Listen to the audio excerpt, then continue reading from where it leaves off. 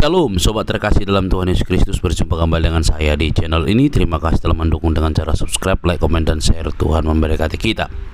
Kali ini tidak berkutik lagi seorang profesor tanda kutip bagi saya yang selama ini membahas sejarah agama-agama juga, tetapi juga sering blunder terkait dengan sejarah kekristenan yang sudah banyak dibantah banyak orang. Kali ini sesama profesor, lalu dia dikuliti alias dipermalukan atas karyanya oleh seorang profesor Islam itu sendiri. Bagaimana cerita teman-teman? Mari kita belajar supaya lebih memahami dengan baik. Ini dia videonya, jangan skip.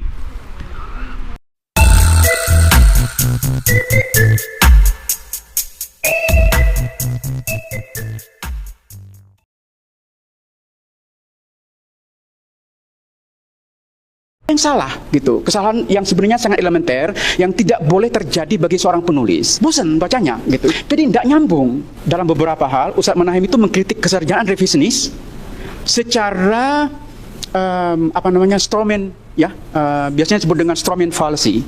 Jadi menggambarkan kesarjanaan barat yang orang barat sendiri tidak mengatakannya. Ya, Webb mengatakan tidak. Ya, kata Webb, fokus Al-Qur'an bukan menetapkan keturunan fisik. Al-Quran itu tidak pernah menggambarkan Ismail dan Ibrahim itu sebagai orang Arab. Kata Gadorsi, tidak. Kalau Anda telusuri Al-Quran sedari awal itu memang menggambarkan Ismail itu begitu positif. Ini berbeda dengan tradisi Yahudi dan Kristen. Nah, Ustadz Manahem kan mengatakan, wah orang-orang Yahudi sudah bersepakat lah kira-kira bahwa Nabi Muhammad ini adalah, atau Quraisy atau apapun gitu, itu keturunan Ismail. Itu dianggap sebagai klaim historis. Itu klaim teologis sebenarnya, karena dalam tradisi Yahudi Ismail itu selalu digambarkan secara negatif. Ustadz Manahem menganggap bahwa ketika saya menyebut tentang Sarah Kane sebagai robber, perampok atau pencuri, Ustadz Manahem mengatakan ini tidak bisa dipertanggungjawabkan secara akademis. Dan sekarang saya akan pertanggungjawabkan dan mempersoalkan apa yang diklaim oleh Ustadz Manahem bahwa Sarah Kane itu adalah keturunan Sarah. Nah, problemnya kan ini, Ustadz Manahem itu sangat irit menggunakan catatan kaki. Irit banget. Itu saya pikir, ini siapa yang bilang nggak ada catatan kakinya? Jadi soal sumber ini juga sangat bermasalah. Ya, untuk saya sangat bermasalah sebelum saya masuk pada substansi. Karena Ustadz Manahem tidak mengikuti standar yang konvensional dalam menulis. Tidak konvensional menurut penulisan akademis maupun non akademis pun tidak konvensional. Tapi kalau poin yang sama dengan bahasa yang mirip diulang-ulang, bosan bacanya gitu. Padahal poin yang ingin disampaikan itu soal keakuratan nasab Nabi. Tapi poin terakhir ternyata setelah menyebut hanya bahwa Nabi itu adalah tokoh historis. Jadi tidak nyambung. Nah, tetapi juga ada yang salah gitu. Kesalahan yang sebenarnya sangat elementer yang tidak boleh terjadi bagi seorang penulis. Misalnya menyebut Ibnu Hisham sebagai penulis sirah. Ibnu Hisham itu bukan penulis sirah. Dia itu editor. Yang kedua, yang juga saya anggap sebagai kesalahan yang cukup serius, itu ketika Ustadz Manahem mengatakan bahwa Ibnu Hisham ini penulis kitab nasab, dan kitabnya ini tidak populer di kalangan kaum revisionis barat ya. Jadi Ustadz Manahem ini ingin membenturkan pemikirannya dengan kesarjanaan revisionis. Ya, karya kitab nasab ini tidak populer di kalangan para sarjana barat yang revisionis. Loh, gimana akan populer wong kitabnya nggak tersedia? Mungkin Ustadz Manahem tidak tahu. Jadi kitab nasab ini tidak extant today. Enggak ada. Kitab nasab ini tidak terbit sekarang, hilang. Nah, juga yang saya pikir Ustadz Manahem tidak mengerti adalah konsep lain seperti misalnya sumber sekunder dan sumber primer.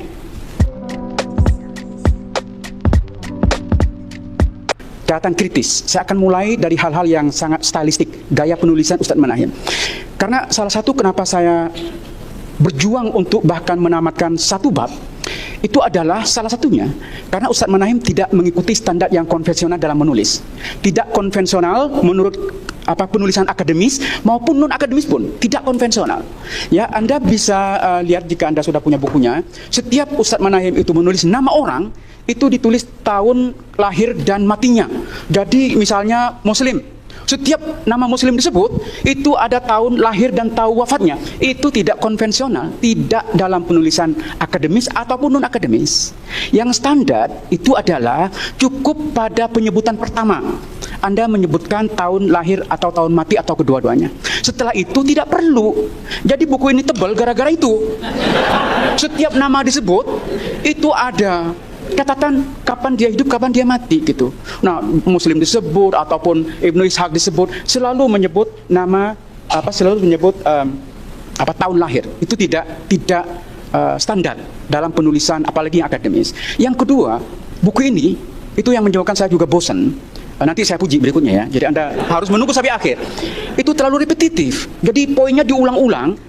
Bukan berarti repetisi tidak perlu. Perlu asalkan ditambah dengan analisis baru, bukti baru, eviden baru. Anda boleh mengulang poin. Tapi kalau poin yang sama dengan bahasa yang mirip diulang-ulang, bosan bacanya gitu. Itu yang ketiga. Yang kedua, yang ketiga yang paling saya kesulitan adalah soal artikulasi. Nah, artikulasi ini sempat menjadi heboh ya gara-gara cerdas cermat di mana itu. Nah, artikulasi ini itu sebenarnya satu konsep yang penting. Artikulasi secara konsep itu berarti bagaimana kita menghubungkan satu poin dengan poin lain. Jadi artikulasi supaya menjadi satu ekspresi yang bisa dipahami, Anda harus menyambung titik-titik. Connecting the dot itu inti dari artikulasi agar ekspresi itu bisa dipahami pembaca. Nah, ini yang betul-betul saya kesulitan karena setiap kalimat dan kalimat berikutnya itu tidak ada hubungan. Atau argumen yang argumen pertama misalnya tentang saya boleh bacakan satu ya. Misalnya halaman 74 itu saya catat, karena saya suka dengan Ustaz Manahem, jadi saya punya catatan. Itu 74 itu sebenarnya ingin mengatakan soal nasab Nabi, keakuratan nasab Nabi. Ya, menyebut tentang Ibnu Hisham, kemudian tulisan Saint Theophanes ini. Nah, poinnya ternyata setelah Anda baca itu, pertanyaan menulis begini. Kedua, Ibnu Hisham ada tanggal lahir dan matinya di situ, juga melaporkan nasab sang Nabi dalam kitabnya, dan beliau hidup sezaman dengan seorang rahib Kristen yang bernama Saint Theophanes, juga ada catatan tanggal lahir, yang juga mencatat nasab Nabi. Dalam konteks ini, Saint Theophanes mengakui Nabi adalah sosok historis. Padahal poin yang ingin disampaikan itu soal keakuratan nasab Nabi. Tapi poin terakhir ternyata selalu menyebut hanya bahwa Nabi itu adalah tokoh historis. Jadi tidak nyambung antara argumen yang akan disampaikan dengan diskusinya, kemudian kesimpulannya itu tidak nyambung. Jadi kayak gini kalau saya beri contoh.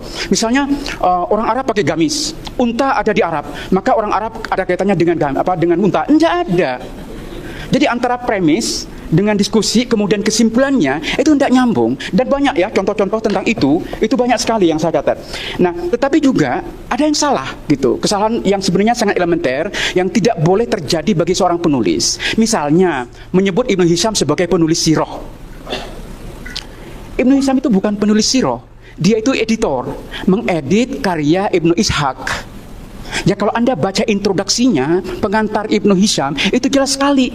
Dia mengumpulkan riwayat-riwayat Ibnu Ishaq, ya, dan dia sendiri tidak bertemu dengan Ibnu Ishaq, dia mengambilnya dari seorang yang namanya Al-Bakkai. Dan dia mengakui bahwa tidak semua yang ditulis Ibnu Ishaq itu dia edit. Karena menurut dia ada beberapa hal yang dia omit, dia singkirkan dengan alasan riwayat-riwayat itu sudah bertentangan dengan keyakinan umat di zaman Ibnu Hisham. Nah, jadi itu kesalahan yang pertama.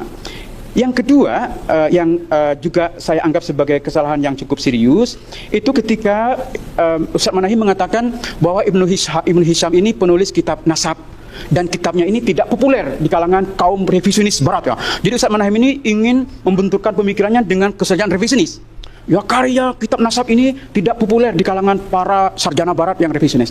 Loh, gimana akan populer wong kitabnya nggak tersedia? Mungkin Ustaz Manahem tidak tahu. Jadi kitab nasab ini tidak extant today. Nggak ada. Kitab nasab ini tidak terbit sekarang, hilang. Jadi kalau tidak populer ya memang nggak ada kitabnya, gitu. Ya, kesalahan elementer seperti itu sebenarnya tidak perlu terjadi ya. Yang kedua, masih menyambung supaya tidak terlalu lama, itu pemahaman tentang konsep-konsep tertentu. Ya, misalnya kitab sezaman. Saya tidak ngerti apa yang dimaksud oleh kitab sezaman dalam paham Ustaz Manahem. Karena, nah ini yang bagi saya sangat bermasalah gitu. Ketika Ustaz Manahem mengatakan karya Theophanes ini kitab zazaman, rupanya yang beliau pahami itu zazaman dengan Ibnu Hisham. Bukan itu yang namanya kitab zazaman. Jadi contemporary sources, kitab yang sezaman, itu maksudnya kitab yang ditulis pada zaman sesuai dengan peristiwa yang direkamnya. Itu namanya kitab sezaman. Bukan sezaman karena dua orang hidup sezaman, bukan. Ini jelas sekali dalam tulisan Ustadz Manahim halaman 75, kitab sezaman itu catatan kronik Teofani, keduanya merupakan bukti sezaman yang sangat penting dalam kajian filologis. Karena Teofanis ini juga hidup pada abad ke-9 sebagaimana Ibnu Hisham hidup pada abad ke-9. Bukan itu kitab sezaman. Jadi kitab sezaman are the sources from which sezaman dengan peristiwa yang direkamnya, itu namanya kitab sezaman. Nah, juga yang saya pikir Ustadz Manahim tidak mengerti adalah konsep lain seperti misalnya sumber sekunder dan sumber primer. Ya, karena kemarin itu saya pusing baca, kemudian saya print ini. Jadi semalam saya menghabiskan baca buku ini, hasil printan kemarin di Jogja di situ. Karena saya pikir ini adalah saatnya saya mempertanggungjawabkan apa yang dikritik Ustadz Manahim. Jadi saya printkan semua sumber-sumber untuk mendiskusikannya, termasuk soal kata Sarakini, ya. Jadi ini saya pertanggungjawabkan. Nah, tentang sumber primer dan sumber sekunder, Ustadz Manahim itu sumber-sumber yang sebelum Islam pun itu disebut sumber primer. Kalau yang belakangan katanya sumber sekunder. Saya tidak tahu ini definisi dari mana gitu. Nah, saya ambilkan ini tulisan Patricia Crona. Ya, padahal judulnya itu The Religion of the Quranic Pagan, God in the Lesser Deities. Itu pada halaman 153. Ya, saya baca dulu ini. Jadi mungkin saya ingat dan ada filenya di laptop saya. Dia mendefinisikan primary and secondary sources, sumber primer dan sumber sekunder sebagaimana umum dipahami dalam kesarjanaan. Kemudian dia kritik itu. Jadi kata Patricia Crona, in modern academic usage, dalam penggunaan akademik pada zaman modern, the term primary and secondary sources often stand for the literature written by the people we study and the modern scholarly work based on it. Jadi sumber primer itu adalah sumber yang ditulis ini dalam penggunaan yang umum, ya. Kalau dengan menggunakan sumber primer, artinya sumber-sumber yang terkait atau ditulis oleh objek yang kita studi. Misalnya, Anda akan mengkaji tentang Islam, sejarah Islam, maka sumber-sumber bahasa Arab biasanya disebut sebagai sumber primer. Kesarjanaan modern yang ditulis oleh orang-orang modern itu disebut dengan secondary literature atau secondary scholarship. Ini Mbak Lin pasti paham betul ini. Ini yang dikritik oleh Patricia Crona dan saya setuju. Ya, kata Patricia Crona, cara memahami primary dan secondary sources seperti itu bermasalah. Nah, dia mengusulkan, dan saya setuju, tetapi pemahaman umum tentang primary dan secondary sources itu seperti tadi itu. Jadi primary itu adalah sumber-sumber yang ditulis oleh kelompok masyarakat yang kita studi. Jadi kalau tentang Islam, maka sumber-sumber Arab, karena Islam lahir di sana, biasanya, umumnya kalau Anda baca bibliografi, itu kalau orang yang detail banget, dibedakan antara primary atau sumber primer dan sumber sekunder. Ya, primary itu ya karya-karya klasik itu, yang medieval, karya-karya pertengahan. Sebenarnya karya-karya modern, tulisan Ustadz Manahim, tulisan saya, itu disebut dengan secondary sources, atau secondary scholarship, atau secondary literature. Ya, nah Patricia Crona mengkritik itu memang, tapi saya tidak perlu baca kritiknya. Jika Anda ingin, saya nanti kasih ini. Saya ngabis duit banyak loh ya, ngeprint ini banyak sekali. Ya, karena saya menghormati Ustadz Manahim dan menghormati forum kita sekarang ini. Nah, saya akan masuk pada kritik yang lebih substantif. Banyak sekali sebenarnya tentang masalah-masalah style, karena dalam beberapa hal Ustadz Manahim itu mengkritik kesarjanaan revisionis secara strawman, ya, biasanya disebut dengan strawman fallacy. Jadi menggambarkan kesarjanaan Barat yang orang Barat sendiri tidak mengatakannya. Jadi katanya kalau ini akan menghebohkan sarjana Barat gitu. Ini akan mengejutkan. Enggak ada, ini telah mengejutkan sarjana-sarjana Barat. Enggak ada, coba sebutkan siapa yang terkejut. Itu sudah penguatan umum gitu menurut saya. Saya catat ya dalam karena saya mencintai Ustadz Manahim, saya catat betul di mana kata-kata mengejutkan, menghebohkan. Enggak ada. Sebutkan satu saja. Nah, problemnya kan ini, Ustadz Manahim itu sangat irit menggunakan catatan kaki. Irit banget. Itu saya pikir ini siapa yang bilang nggak ada catatan kakinya. Jadi soal sumber ini juga sangat bermasalah. Ya, untuk saya sangat bermasalah. Sebelum saya masuk pada substansi. Misalnya, Anda menulis tentang nasab Nabi, nasab orang-orang Arab, tapi tidak mendiskusikan buku terpenting dalam nasab, yang ditulis oleh orang paling awal yang menulis tentang nasab Nabi dan nasab orang-orang Arab, yaitu ditulis oleh Ibnul Qalbi ya pada abad kedua. Jadi Ibnul Qalbi itu wafat tahun, saya lupa, kayaknya 204. Jadi sangat awal. Dia adalah penulis tentang nasab Arab, tentang Nabi yang paling awal. Nah, dia menulis buku namanya Jamharatul Nasab. Anda harus baca itu. Kalau Anda menulis nasab, itu ada, dan saya lihat di daftar isi nggak ada gitu. Jadi yang kedua, yang juga penting, itu karya Ibn Hazm dengan judul yang hampir mirip. Judulnya itu Jamharat Ansabil Arab. Itu harus itu. Anda menulis nasab tentang Arab, tentang Nabi, tidak mengutip dua buku penting, itu naif dalam kesarjanaan, dan ini sudah didiskusikan dalam kesarjanaan Barat. Saya jika Anda ingin, saya ada reviewnya yang saya print kemarin. Saya kira saya tidak punya banyak waktu. Nah, ini kritik yang substantif. Ustaz Manahem menganggap bahwa ketika saya menyebut tentang Saraken sebagai robber, perampok atau pencuri, Ustaz Manahem mengatakan ini tidak bisa dipertanggungjawabkan secara akademis. Dan sekarang saya akan pertanggungjawabkan dan mempersoalkan apa yang diklaim oleh Ustaz Manahem bahwa Saraken itu adalah keturunan Sarah. Nah, ini ada tulisan. Sebenarnya debat seperti ini itu sudah lama terjadi, ya. Dan semua orang sepakat, orang-orang para sarjana yang serius itu sepakat bahwa sebenarnya kita tidak tahu etimologi dari kata Sarakino dalam bahasa Yunani.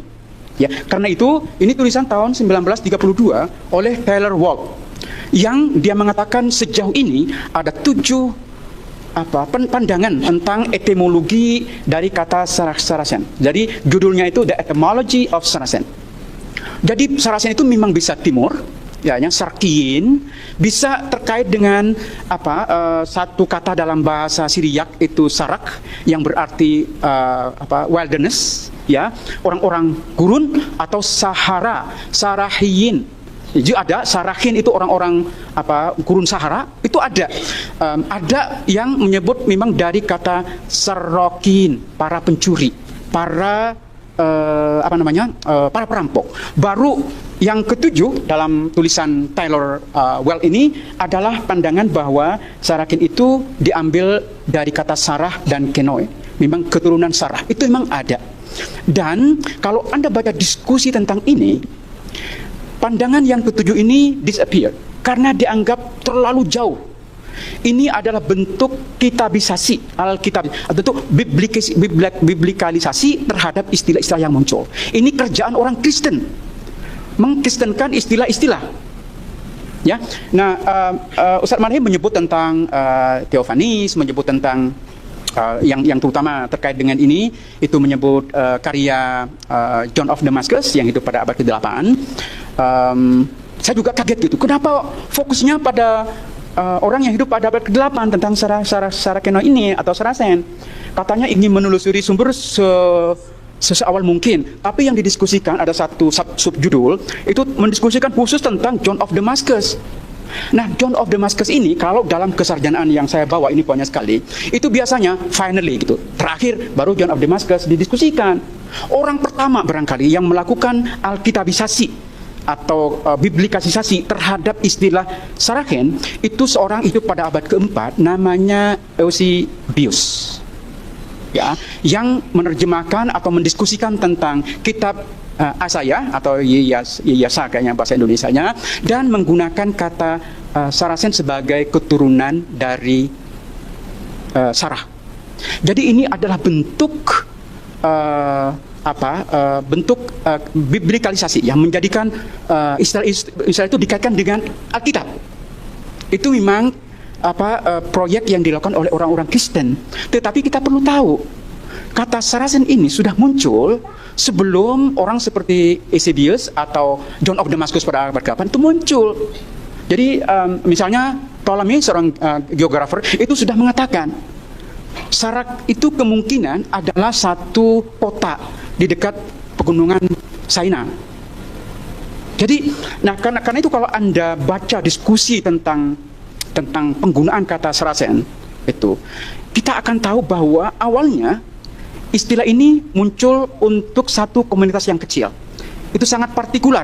Kemudian sejak abad keempat, ya, sejak abad keempat melalui kristenisasi itu, maka istilah ini kemudian umum digunakan. Jadi ini salah satunya apa yang dikatakan oleh seorang tadi itu Tyler itu, kata dia from the 4th century onward all Arabs were called Saracen by the Greek and Latin writers. Pada abad keempat semua orang-orang Arab itu kemudian disebut sebagai Saracen oleh para penulis Yunani dan para penulis Latin. Jadi ini kalau Anda ingin yang lebih baru, ini dari Encyclopedia of Islam, ini ditulis pada tahun 83. Ini sudah tidak ada diskusi tentang Saracen sebagai keturunan Saracen, itu sudah tidak ada, karena itu paling tidak masuk akal. Itu adalah biblikalisasi dari suatu istilah. Ya, nah ini yang menarik. Samarim kan menunjukkan mana buktinya. Oke, ini ada bukti. Jadi the Rawaha inscription. Ini Rawaha ini itu adalah satu daerah di Saudi Arabia sekarang. Yang ini ada satu buku, saya ambil dari buku ini, tulisan McDonald, bukan tempat makan tuh ya. Ini Michael McDonald, dia ahli tentang studi Arab. Ya, dia ini ahlinya memang. Judul bukunya itu Literacy and Identity in Pre-Islamic Arabia. Jadi tentang literasi, kepenulisan dan seterusnya, dan identitas pada masa pra-Islam di Arabia. Nah, itu dalam dokumen di Rawafa ini, itu ditemukan inskripsi di mana kata yang kemudian mungkin, ini kan namanya berspekulasi, yang mungkin kata Saracen diambil, itu dari kata sarakat, berserikat. Jadi Saracen itu pada yang awalnya adalah satu komunitas kecil, kemudian kenapa digunakan untuk Arab yang luas, ya, yang luas, itu karena kemudian orang-orang Arab yang berbeda suku itu berserikat atau menjadi konfederasi. Ini ada, Anda bisa baca, ya, saya akan kasih ini kalau Anda mau baca, saya tulis semalam ini. Kemudian di situ juga pada halaman kedua itu didiskusikan tentang etimologi dari kata Saracen, dan tidak ada sudah. Jadi tidak ada pengikut Saracen itu sudah tidak ada, karena itu dianggap usulan yang paling tidak masuk akal. Pertama karena muncul sebagai bagian dari upaya orang-orang Kristen mengkristenkan istilah. Jadi itu tidak historis. Itu namanya satu perlakuan teologis, menjadikan Sarakene itu menjadi bagian dari kosakata Kristen gitu kan. Ini ada. Kalau Anda mau lebih jauh tentang John of Damascus ini yang dikatakan Ustadz Menahim, ini ada tulisan ditulis oleh Anver Falks, terbitkan oleh Routledge tahun 1988. Judulnya Franks and Saracen. Persis mendiskusikan tentang short history of the Saracen. Jadi Ustadz Menahim, kesarjanaan ini luas sekali. Jadi bukan hanya yang beliau katakan, itu diskusinya luas sekali. Kalau Anda, ini yang paling mutakhir kayaknya ya, ditulis oleh, mungkin ini ustadznya jenengan, Ustadz Lin, David Crafton. Bukan, tidak pernah ada di Harvard Seminary ya. Iya kan? Ya, enggak jadi dia. Dia sekarang saya kenal beliau karena beliau minta endorsement untuk bukunya yang paling mutakhir. Nah, David Crafton ini judul bukunya The Arab and Exilic Historian. Pada keempat ini diskusi yang paling kencang. Bagaimana istilah Sarakene itu adalah bentuk biblikalisasi, dan itu dikritik tajam di sini. Ya, ada dua buku yang mengkritik pandangan itu. Ini kalau Anda baca tentang John of Damascus itu, katanya the use of the term is not reflected in the dia bilang confusing. Jadi membingungkan pengguna cara mengetimologi itu. Ini ada yang lain, itu ditulis oleh Walter Watt. Judulnya itu The Marriage of Saracen. Jadi banyak diskusi. Di sini saya kira Saracen itu penggunaan Saracen yang dilakukan oleh John of Damascus itu dikritik secara tajam. Nah, karena saya sudah dikasih peringatan, sebenarnya ada bagian kedua yang akan saya diskusikan, itu adalah ide tentang Ibrahim sebagai bapaknya orang-orang Arab itu kapan muncul. Ya, ini diskusi yang luar biasa menarik. Ya, luar biasa menarik. Ini pertama saya ingin diskusikan sebenarnya. Ini tulisan Gerard Houting. Dia mendiskusikan kapan itu kira-kira. Coba saya bacakan ke Anda. Ininya saja.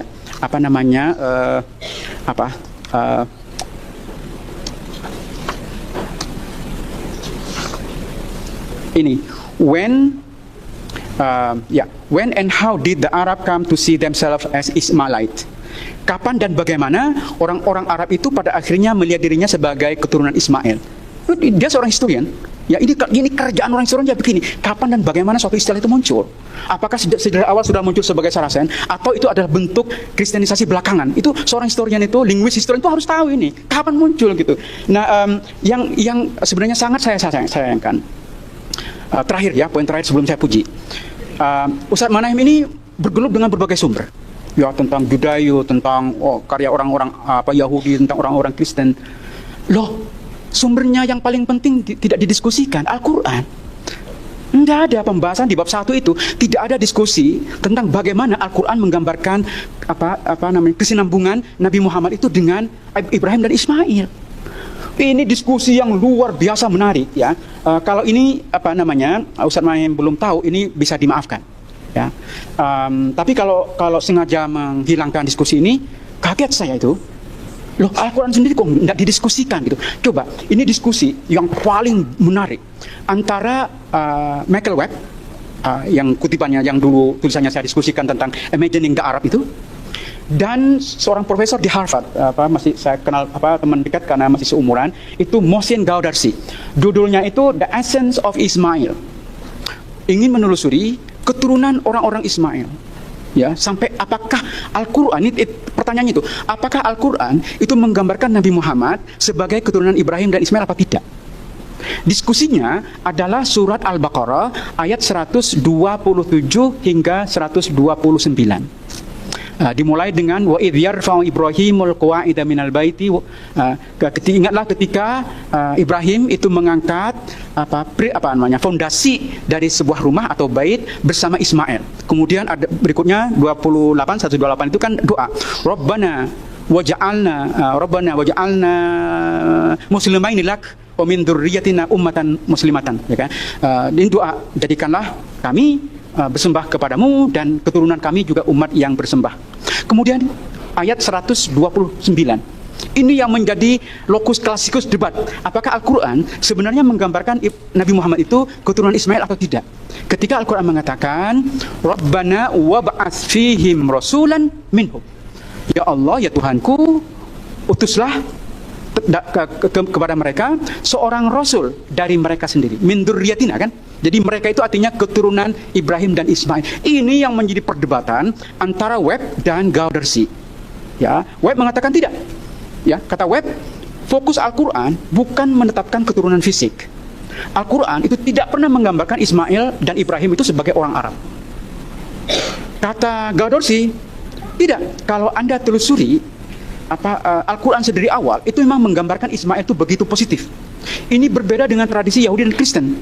Nah, Ustadz Manahem kan mengatakan wah orang-orang Yahudi sudah bersepakat lah kira-kira bahwa Nabi Muhammad ini adalah atau Quraisy atau apapun gitu, itu keturunan Ismail.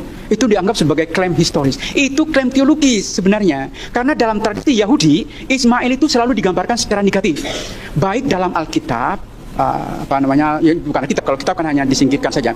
Terutama dalam karya-karya rabbinik, ya, karya para rabai, itu Ismail selalu negatif. Jadi kalau Nabi Muhammad dihubungkan dengan Ismail, itu karena Nabi juga dianggap sebagai secara negatif. Itu klaim teologis. Ya, itu klaim teologis. Nah, tentang apakah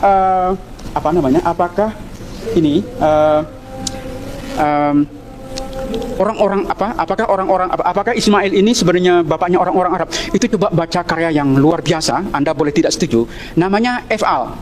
Saya ada di sini sebenarnya. Karya F.Al ini dia mempersoalkan itu. Koneksi antara Arab dan Ismail itu dipersoalkan. Karena kata Ismail atau orang-orang keturunan Ismail itu muncul sudah habis ya, sorry, sedikit ya, poin terakhir.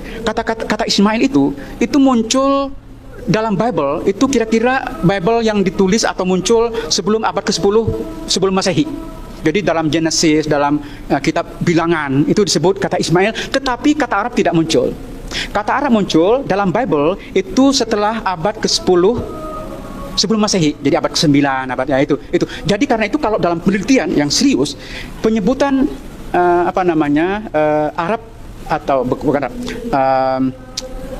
kaitan Arab dengan Ibrahim, dengan Ismail itu post biblical sebenarnya. Atau jadi Ismail muncul, berikutnya kata Arab muncul, tapi tidak ada koneksi keduanya. Itu dua istilah yang muncul di dua periode yang sama, dua periode yang berbeda. Nah, baru setelah post Bible, setelah pasca Bible muncul terutama dalam kitab yang disebut dengan The Book of Jubilee. Jadi The Book of Jubilee ini kitab yang kira-kira muncul, ini kitab Yahudi yang penting, muncul pada abad kedua Masehi, ya. Tetapi tidak menjadi bagian dari Bible untuk orang Yahudi. Orang Kristen pun tidak, kecuali Kristen Ortodok di Ethiopia menjadikan The Book of Jubilee ini bagian dari kitab suci mereka.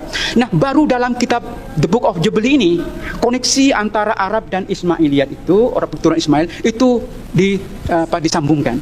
Jadi bisa kita sebut ini ketersambungan itu, minimal menurut kesarjanaan yang saya baca, bukunya F.A. Itu adalah sesuatu yang tidak biblical.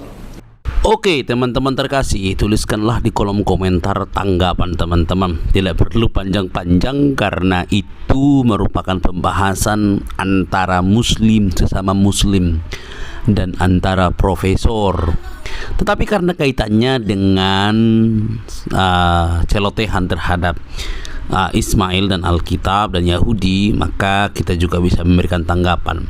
Teman-teman, sampai kapanpun tulisan-tulisan pada zaman dahulu dari orang-orang Yahudi tidaklah memberi ruang terhadap agama-agama sesudahnya, apalagi yang baru lahir di abad ke-7.